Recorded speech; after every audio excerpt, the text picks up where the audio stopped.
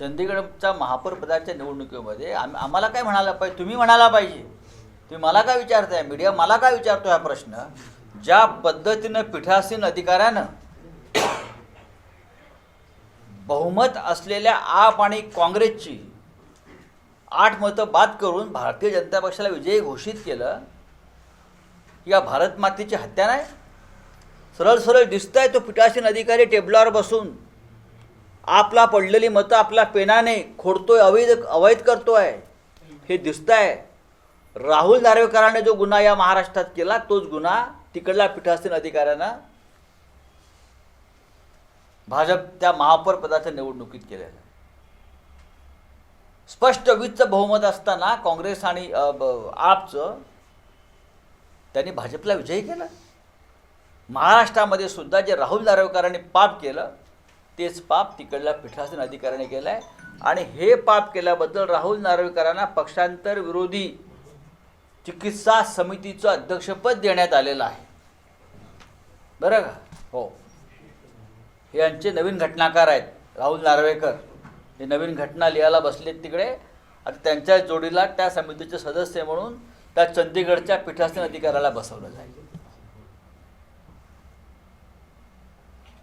Budget आज सादर होतोय. ईश्वर कारखान्याचा विषय सारखाच आहे. लिलावात घेतलेले कारखाने मूळ किमतीपेक्षा कमी भावात मिळाल्याचा आरोप आहे.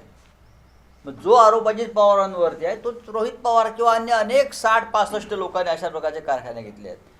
पण ईडीच्या दारात चक्राखोळ मारताय तर रोहित पवार, कारण ते भाजपला मिंधे नाही आहेत, ते भाजप पुढे झुकले नाही आहेत आणि झुकणार नाही आहेत. नितीश कुमार यांच्या निकटवर्त्यांवर धाडी पडल्या 2 महिन्यापूर्वी ईडीच्या. आपल्याला माहीत नसलेलं सांगतो, जनता दल युनायटेडचे खजिनदार, त्या पक्षाचे खजिनदार, त्या पक्षाच्या प्रमुख नेत्यांचे काही नातेवाईक, त्यांना अर्थपुरवठा करणारे प्रमुख लोक त्यांच्यावर बिहारमध्ये धाडी पडले आणि 2 महिन्यात नितीश कुमार हे भाजपवासी झाले. ही मोडस ऑपरेंडी. महाराष्ट्रामध्ये आम्ही वाकलो नाही. महाराष्ट्रात शरद पवार असतील, रोहित पवार असतील किंवा अन्य प्रमुख नेते असतील, हे ठामपणे उभे आहेत. काय हवं ते करा, आम्ही तुमच्या झुंडशाही पुढे झुकणार नाही. अरविंद केजरीवाल यांना 7 समन्स आले, तेही जायला तयार नाहीत. ते कारवाईला सामोरे जायला तयार आहेत. आणि मला खात्री आहे जे प्रमुख लोक आम्ही आहोत सगळे, त्यांच्यामुळेच या देशामध्ये लोकशाहीचं रक्षण होईल, क्रांतीची ठिणगी पडेल आणि उद्याच्या लोकसभा निवडणुकीमध्ये जनतेला शाणपण येईल आणि ही सत्ता उठवली जाईल. भाजपमध्ये येणारे जे नगरसेवक असतील, शेतकऱ्यांना काय मिळणार आहे? इकडल्या कांदा उत्पादकांना काय मिळणार आहे? शेतकऱ्यांना नुकसान भरपाईचा चेक येणार आहे का? तो 20 रुपये आणि 25 रुपयाचाच येणार आहे. बजेटच्या पहिल्याच दिवशी एलपीजी सिलेंडरच्या किमती पुन्हा एकदा वाढलेल्या आहेत. सर्वसामान्य मी म्हणून तर म्हणतो, तुम्हाला काय मिळणार आहे? पहिल्या दिवशी वाढल्या, कदाचित बजेटमध्ये 2 रुपये कमी करतील, म्हणजे बघा आम्ही कमी केलं आहे. रावसाहेब, काल जेव्हा राष्ट्रपती भवनावरून संसदेत जात होत्या तेव्हा त्यांच्या पुढे सिंबॉल घेऊन जाण्यात आलं. तर काही आपल्याला याच्यात नाही, कदाचित मी म्हटलं ना, नवीन प्रजासत्ताक साजरा केला जाईल, नवीन राज्यघटना तयार केला जाईल. मी जे म्हणतोय त्याला हे जोडून घ्या. ही नवीन राज्यघटना लिहिण्याची तयारी, ही नवीन राज्यघटना. उद्या देशाचे राष्ट्रपती किंवा पंतप्रधान हे धार्मिक मिरवणुकीतून सुद्धा संसदेत येऊ शकतात. देश हा इराणच्या दिशेनं चालला. इराणमध्ये आयतुल्ला खोमेनींनी ज्या पद्धतीनं राज्य केलं, तशी खोमेनीशाही भारतामध्ये आणून हा देश 500 वर्ष मागे नेण्याची प्रक्रिया सुरू झालेली आहे. ज्ञान, विज्ञान, तंत्रज्ञानाच्या बाबतीत देशाला जी प्रगतीपथावर आपण नेलं होतं 70 वर्षामध्ये, पण मोदी, शहा आणि त्यांचे लोक देशाला 500 वर्षा जुन्या अशा अश्मयुगात नेण्याच्या विचारात आहेत. लोकांना जर मान्य असेल तर त्यांनी ते स्वीकारावं.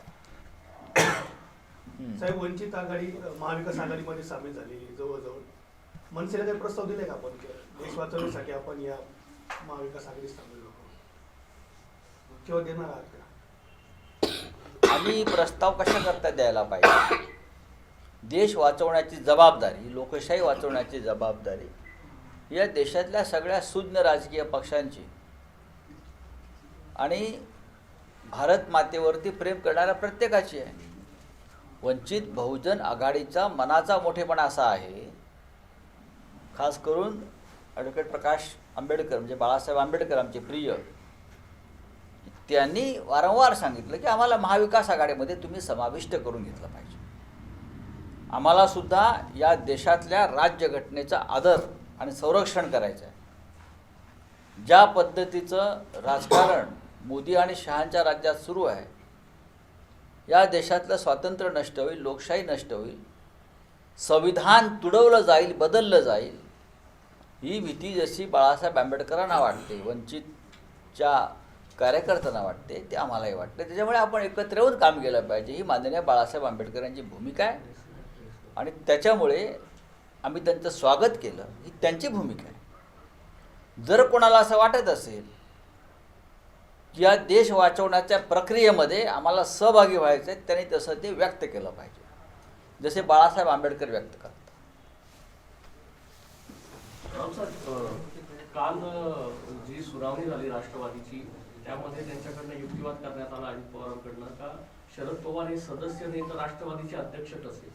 बघा, काल ते वक्तव्य करत असताना त्यांच्यासमोरती त्यांना भ्रष्टाचारासंदर्भात जे क्लीन चिटचा कागद मिळाला तो आला असेल, त्याच्यामुळे ते गांगरले असतील. एक लक्षात घ्या, हा सगळा सुनावणीचा फार्स आहे. राहुल नार्वेकरांच्या समोरची सुनावणी, बरं का, हा शांतता फार्स सुरू आहे असं एक नाटक आहे. ते शिवसेनेने त्याचा अनुभव घेतलेला आहे, आता तो राष्ट्रवादी काँग्रेसला आहे. शरद पवार स्वतः हयात आहे तो, तरीही राष्ट्रवादी कोणाची हा प्रश्न जर राहुल नार्वेकर यांना पडला असेल तर त्यांनी सुनावणी न करताच निकाल द्यावा आणि जे नवीन राज्यघटना लिहायला घेतलेली आहे त्यांच्या नेतृत्वाखाली, ती लिहिण्यासाठी त्यांनी एखाद्या परदेशात लंडनला वगैरे जाऊन बसावं. चला. एबीपी माझा, उघडा डोळे बघा नीट.